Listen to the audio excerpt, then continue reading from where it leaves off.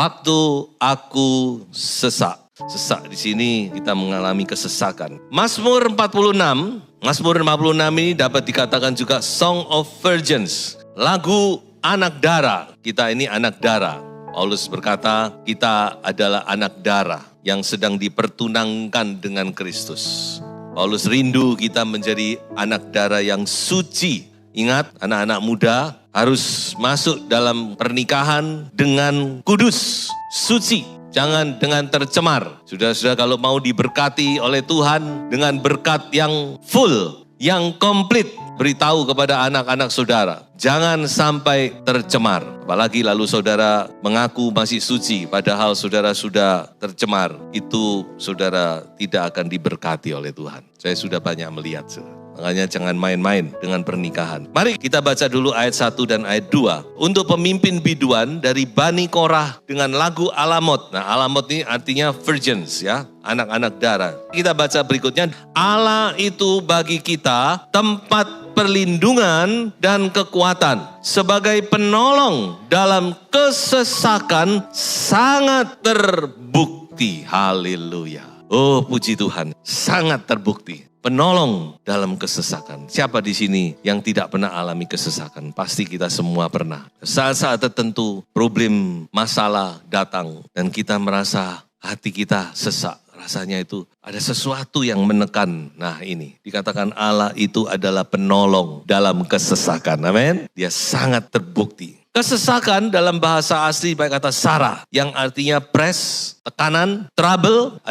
ada masalah dan enemy, musuh. Kesesakan itu banyak kali ditimbulkan oleh musuh, terutama oleh musuh besar kita yaitu iblis. Berusaha membuat kita tidak bahagia. Ingat tuh, iblis itu tidak mau kita bahagia. Makanya kita jangan main-main dengan iblis ya. Saya berapa kali kan ngomong di sini. Ya, jangan sampai ada yang main-main dengan iblis. Pergi ke tukang kuamia lah, lihat hong shui lah, lihat tarot lah, lihat yang berkaitan dengan kuasa-kuasa kegelapan, saudara tidak akan bahagia. Bang, iblis itu kita nggak apa-apa aja cari kesempatan. Sekarang saudara buka kesempatan, pasti saudara tidak akan bahagia. Hidupmu tidak akan bahagia, rumah tanggamu nggak akan bahagia. Makanya jangan main-main sekali lagi. Anak Tuhan jangan main-main dengan iblis. Saudara nggak manggil iblis itu dikatakan sudah berputar-putar di sekeliling kita. Cari kesempatan. Iblis itu seperti singa yang mengaum-ngaum, mencari siapa yang bisa ditelan ini. A very present help in times of trouble. Menarik sekali ini, terjemahan ini. Yang artinya adalah penolong yang selalu available, yang selalu siap menolong kita. Amin. Mengapa saya katakan demikian? Kalau saudara mencari pertolongan dari manusia, pasti ada batasnya. Saudara telepon pendeta aja kalau sudah tengah malam sudah sungkan kan? Padahal ya enggak apa-apa, telepon aja saudara. Jadi sebagai penolong dalam kesesakan, sangat terbukti. A very present help in times of trouble. Penolong yang selalu siap, yang selalu hadir dalam hidup kita. Bukankah itu Roh Kudus? Parakletos. Roh Kudus itu kan begitu. Selalu siap, bayangkan. Loh, kita ini sungkan sama Roh Kudus.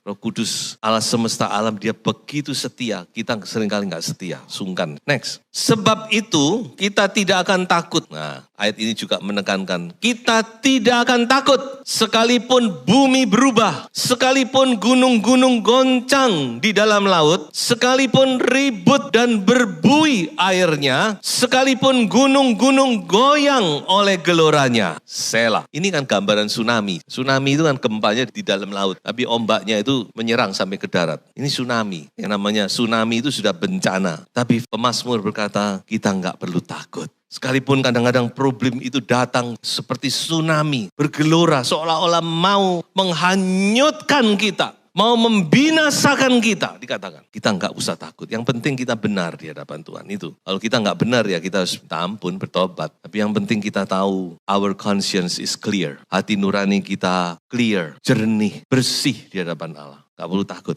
Walaupun problem, masalah, persoalan itu seringkali seperti tsunami yang seolah-olah mau menghanyutkan kehidupan kita. Kita gak usah takut. Sekalipun dikatakan. Sampai 4 kali ini. Haleluya. Nah, ayat kelima sampai ayat yang ke-8, ini ayat yang saya pikir ini ayat yang inti ya dari Mazmur ini. Makanya mari kita baca. Kota Allah, kediaman yang maha tinggi, disukakan oleh aliran-aliran sebuah sungai. Allah ada di dalamnya. Kota itu tidak akan goncang. Allah akan menolongnya menjelang pagi. Bangsa-bangsa ribut, kerajaan-kerajaan goncang. Ia memperdengarkan suaranya dan bumi pun hancur. Tuhan semesta alam menyertai kita. Kota benteng kita ialah Allah Yakub. Selah. Jadi tengah-tengah Mazmur ini, Mazmur berbicara tentang kota Allah. Nanti kita akan lihat apa pengertian dari kota Allah. Tapi sudah lihat dulu bahwa ada 3 hal yang penting di dalam kota ini. Yang sangat penting, yang pertama ada sungai. Sehingga dikatakan kota itu senang, bahagia penduduk kotanya. Memang kalau dialiri sungai itu, kota itu biasanya indah. Jadi sungai itu selalu membawa kebahagiaan. Lalu yang kedua, Allah ada di dalamnya. Nah ini yang paling penting. Ada Allah, kalau nggak ada Allah,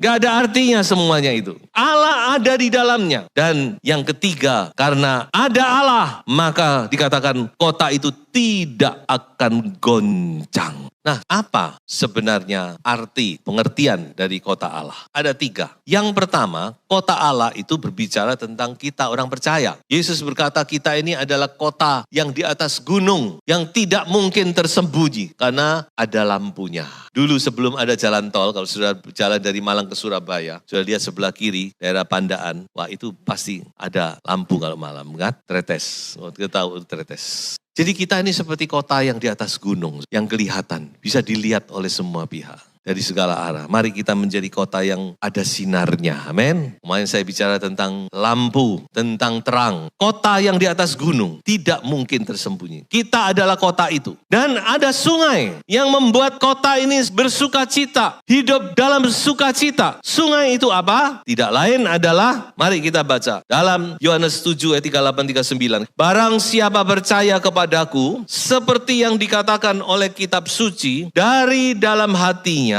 akan mengalir aliran air hidup. Yang dimaksudkannya ialah Roh Kudus yang akan diterima oleh mereka yang percaya kepadanya. Sebab Roh itu belum datang karena Yesus belum dimuliakan. Jelas sungai itu bicara tentang Roh Kudus. Apakah saudara sungguh-sungguh percaya bahwa Roh Kudus itu ada dalam hatimu? Dan saudara harus percaya. Kalau kita tidak punya Roh Kudus, kita bukan anak Allah. Itu konsekuensinya jauh.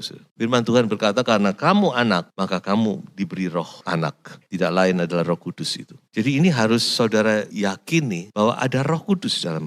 Nah, cuma masalahnya bagaimana kita menyadari dan menghidupi keberadaan Roh Kudus itu harus kita sadari. Bisa saja ada Roh Kudus tapi kita nggak sadar. Atau kita memang nggak percaya. Seperti Tuhan Yesus dalam perjalanan Danau Galilea dibiarkan tidur di buritan. Kapan mereka sadar kalau ada Yesus? Waktu ada masalah. Guru, bangun guru, kita mau binasa. Tadinya Yesus tidur nggak dianggap. Karena Tuhan seringkali begitu, saudara. Ada Roh Kudus tapi nggak dianggap. Mari kita mau percaya. Amin. Ada Roh Kudus dalam kita ini. Karena kamu adalah anak, maka Allah memberikan roh anaknya ke dalam hati kita. Dan Roh Kudus itulah kekuatan kita, sukacita kita dalam mengiring Tuhan, dalam melayani Tuhan, itu Roh Kudus, jangan yang lain. Harus kembali kepada Roh Kudus ya. Yang kedua, bicara tentang kota, itu bicara tentang kerajaan Allah. Dan ia, yaitu Yesus, akan menjadi raja atas kaum keturunan Yakub sampai selama-lamanya, dan kerajaannya itu tidak akan berkesudahan. Jadi kerajaan Allah, waktu Yesus mulai memberitakan Injil, dia berkata, bertobatlah karena kerajaan sorga sudah dekat,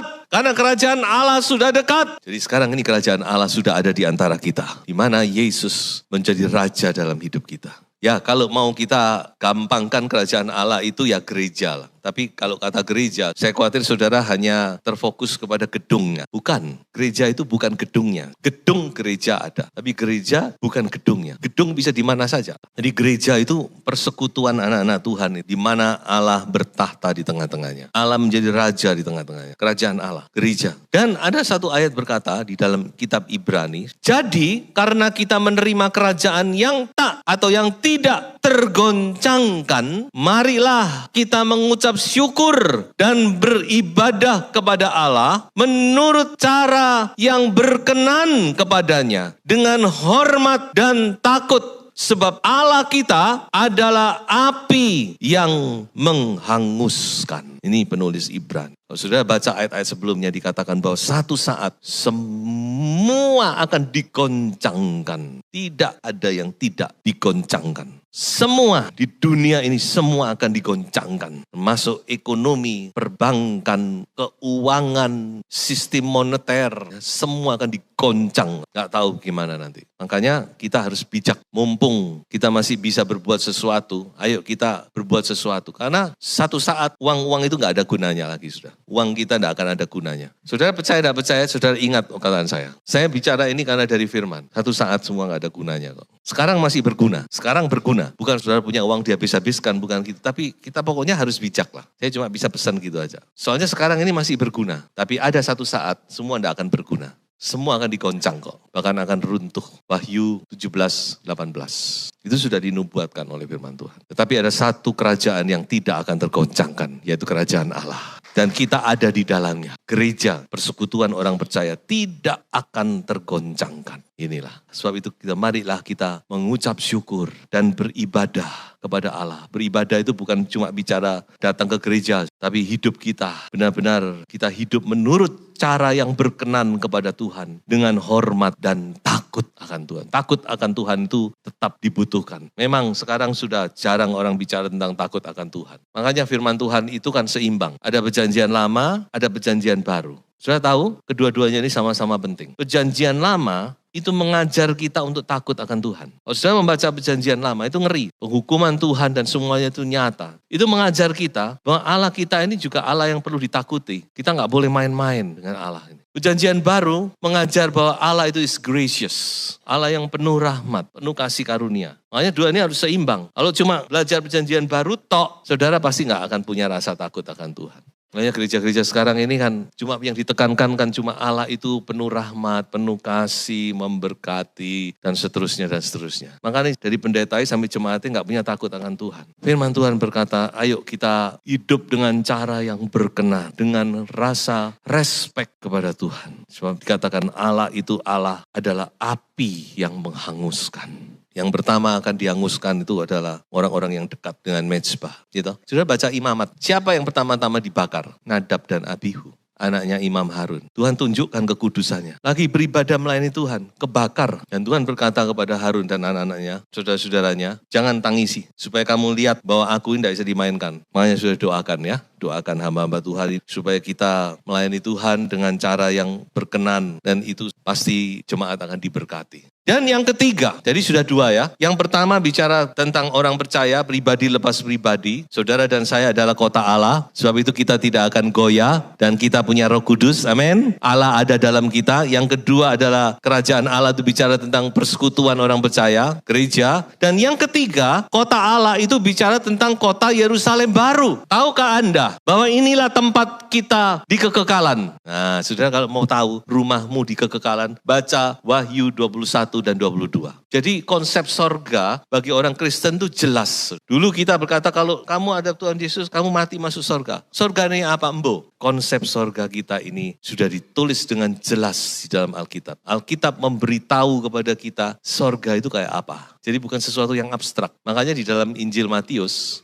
itu sukanya memakai kerajaan sorga, bukan kerajaan Allah. Perhatikan ya. Jadi kalau saudara teliti membaca Alkitab, saudara akan melihat. Salah satu kekhususan Matius, dia selalu bicara kerajaan sorga. Kalau Injil lain, Lukas selalu kerajaan Allah, kerajaan Allah, kerajaan Allah. Tapi untuk Matius kerajaan sorga. Kenapa? Karena orang Yahudi itu konkret. Orang Yahudi itu bahasa Yahudi, bahasa Ibrani itu bahasa yang konkret. Dan bagi orang Yahudi, sorga itu konkret, bukan abstrak. Karena Injil Matius adalah Injil untuk orang Yahudi. Makanya kalau mau bicara tentang sorga, saudara harus tahu bahwa sorga kita ini konkret. Dan firman Tuhan sudah memberitahu gimana, di mana, dan bagaimana keadaan sorga itu. tempat di mana saudara dan saya akan melewati kekekalan bersama dengan Yesus Kristus, yaitu kota Yerusalem baru. Coba kita lihat sedikit. Kota itu penuh dengan kemuliaan Allah dan cahayanya sama seperti permata yang paling indah, bagaikan permata yaspis, jernih seperti kristal. Tembok itu terbuat dari permata yaspis dan kota itu sendiri dari emas tulen, bagaikan kaca murni. Dan dasar-dasar tembok kota itu dihiasi dengan segala jenis permata. Ada 12 dasar, ada 12 lapisan. Nanti sudah baca sendiri. Ini satu-satunya kota yang punya dasar permata. Bukan seperti kota-kota kita. Dasarnya apa? Ya pasir, batu-batuan. Tapi yang ini adalah permata. 12 jenis permata. Makanya dikatakan dalam Ibrani, mengapa Abraham waktu disuruh keluar? Ayo Abraham keluar, ikut aku. Dia langsung keluar. Sebab dikatakan dia merindukan kota yang punya dasar.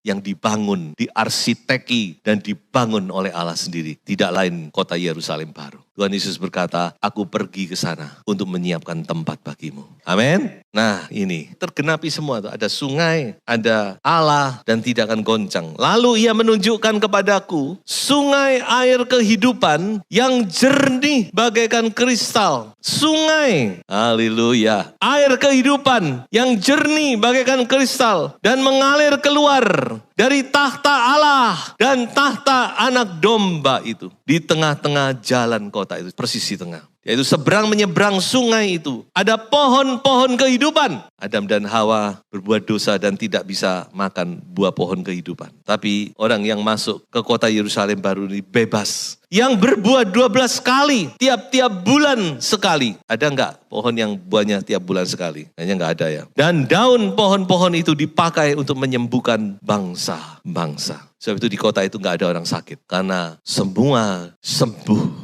oleh pohon kehidupan ini. Haleluya. Dan masih banyak yang lain, saudara bisa melihat sendiri. Nah, problemnya yang terakhir adalah bagaimana kita bisa masuk ke sana. Menang.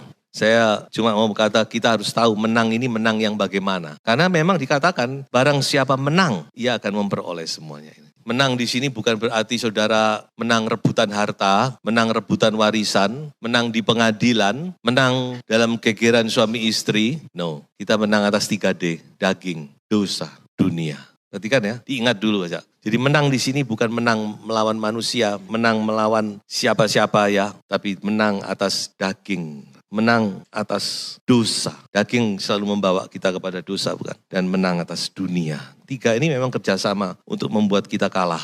Kita habiskan ya, Mazmur 46. Pergilah, pandanglah pekerjaan Tuhan yang mengadakan pemusnahan di bumi, yang menghentikan peperangan sampai ke ujung bumi, yang mematahkan busur panah, menumpulkan tombak, membakar kereta-kereta perang dengan api, menghentikan perang sampai ke ujung bumi. Saudara perhatikan ya, sekarang semua bangsa di dunia, apalagi bangsa-bangsa yang kuat, sedang bersiap-siap. Bersiap untuk apa, saudara? Untuk menghadapi peperangan. Camkan perkataan saya ya. Semua negara di dunia ini terus berpacu, berlomba. Peralatannya terus diperbaharui. Keuangan yang dihabiskan di dana militer itu semakin hari semakin besar. Untuk apa sih? Coba saya pikir. Untuk menghadapi peperangan terakhir. Ya, yang tidak kuat dananya terbatas ya sebisanya. Ke Indonesia ya sebisanya. Membaharui peralatan. Yang kuat-kuat ya semua berlomba. Peluru kendali makin hari bisa makin jauh, makin akurat.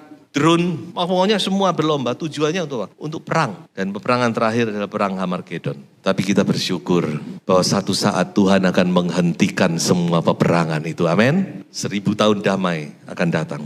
Ayo kita sungguh-sungguh. Kita harus hadapi dengan hati yang jujur. Memang begitu kok. Tuhan ngomong begitu mau gimana lagi? Saya tidak menambahkan, tidak mengurangi. Mari kita baca ayat terakhir. Diamlah dan ketahuilah bahwa akulah Allah. Aku ditinggikan di antara bangsa-bangsa. Ditinggikan di bumi. Tuhan semesta alam menyertai kita. Kota benteng kita ialah Allah Yakub. Selah. Haleluya. Habis di sini. Mazmur 46, Mazmur yang luar biasa. Be still and know that I am God. I am the Lord that healeth thee. Ini perkataan lagu yang diambil dari Mazmur ini. Diamlah. Kata diam, menarik saudara. Saya kok digerakkan untuk melihat lebih jauh. Ternyata kata diam itu dalam bahasa Ibrani dipakai kata rafah. Rafah itu artinya relax, tenang, gak usah tegang. Amin. Just relax. Rafah. Dan kata rafa itu juga berarti obat. Amin. Yang sakit-sakit, relax. Kalau saudara mau sembuh, relax. Just relax. Banyak sakit penyakit itu karena saudara cari sendiri. Saudara pikir ini, pikir itu, tegang ini, tegang itu, ya toh. Stres dewek. Waktu aku sesak, aku stres. Stresnya kenapa? Karena saudara tidak bisa diam. Diam tuh ya apa? Coba diam tuh ya apa? Ayo. Begini nih diam. Diam ya diam. Waktu Yosua membawa mereka mau menjatuhkan Yeriko, Yosua ngomong diam. Coba kayak ngomong. Jangan ada sepatah kata pun yang keluar. Kelilingi saja. Diam. Ketika kita diam, Tuhan bekerja. Amin. Ketika kita nggak bisa diam, Tuhan yang diam. Kamu nggak bisa diam? Ya silakan. Tapi ketika kita diam di hadapan Tuhan, kita menghampiri Tuhan, kita diam, kita rileks, maka di situ Tuhan bekerja. Dan bukan hanya Tuhan bekerja, tapi Tuhan akan menyembuhkan kita. Karena kata Rafa itu artinya menyembuhkan. Makanya ada dikatakan, aku Yehova Rafa. Rafa di situ sama dengan kata Rafa yang dipakai di sini. Be silent, be still, be calm, diam, and you will know that I am God. Ada yang hati yang kacau, saudara khawatir ini, khawatir itu, saudara stres ini, stres itu. Firman Tuhan berkata kepada saudara, be still, diam. Kalau saudara bisa diam, baik saudara aktivitas saudara, sementara saudara tinggalkan diam di hadapan Tuhan. Bahkan terutama ini, diam. Jangan banyak ngomong. Suami istri ojo gegeran terus. Suami istri itu aneh saudara ya. Masalah yang kecil-kecil itu bisa gegeran. Coba diam. Cepat diam. Be still. And you will know that I am God. Dan engkau akan tahu bahwa aku Allah. Aku ditinggikan. Artinya aku yang memegang kendali dalam segala urusan. Dalam segala masalahmu, aku yang memegang kendali. Tuhan menyertai kita, amin. Tuhan Yesus memberkati.